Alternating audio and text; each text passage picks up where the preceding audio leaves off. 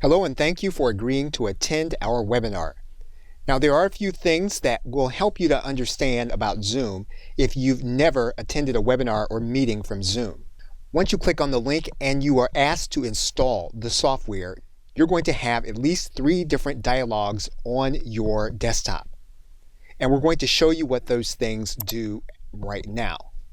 First, you're going to look at the Zoom client, and that's going to be the software. And in fact, this will remain on your desktop even after you attend another webinar, and you'll be able to use it in future Zoom calls.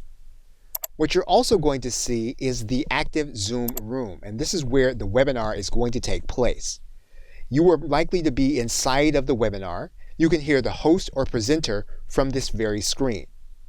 Now, if the host or presenter has enabled your video, what's going to happen is you're going to be able to see yourself and others with their webcam.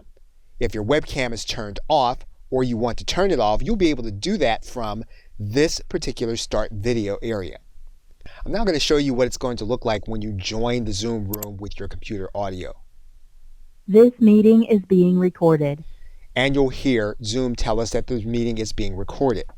Now, right now, I do not have on my camera, but my microphone is on.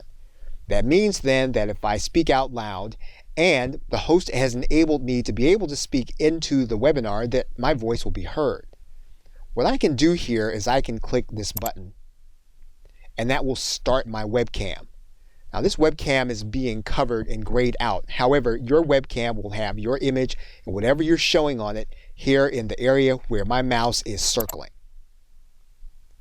You'll be able to see the other participants. And to click on this button, that'll open up this window and you'll be able to see others that are attending the actual webinar. Your host may enable a Q&A section, and this is where you can ask your questions of the host.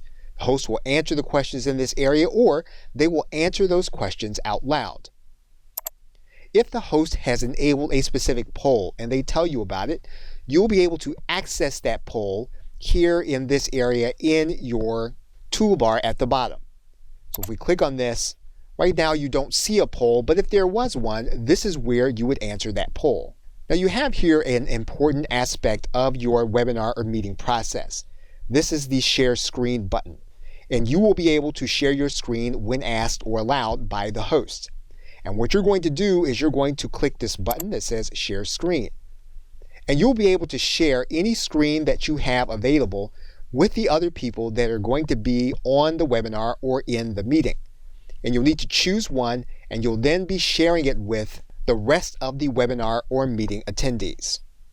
When you've completed the sharing, you can close out this area.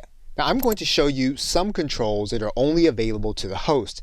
However, I'm doing this so that you'll be able to see something that will be illustrative. The host may be broadcasting this call on Facebook, on YouTube, or some other live streaming service. And it's likely that they will tell you about those options if they are available. And finally, there is the Zoom webinar chat. And what you'll notice here in the Zoom webinar chat is that you can direct a message to other attendees or to the host themselves. And that's only if the host enables the Zoom chat. But you will be able to direct a message to the host during the course of the webinar. Now, they may not read or acknowledge out loud until the webinar is over. However, you will be able to get text to them during the course of the webinar in real time. Now, when you share your screen, something is going to happen such that when you click the screen to share, you're no longer going to see everything that was in front of you. You are in fact going to have your toolbar become floating, and sometimes it'll float to the top. This will not be showing to the other individuals that are looking at your screen, but it will be visible to you. And the only way that you'll be able to get the toolbar to come back to the bottom, of course, is to stop sharing your screen. And you can do that by clicking this button. You will then become a participant, and you will then be listening to the host. And with that, I hope that your experience watching this webinar or participating in this meeting will be helpful to you and productive.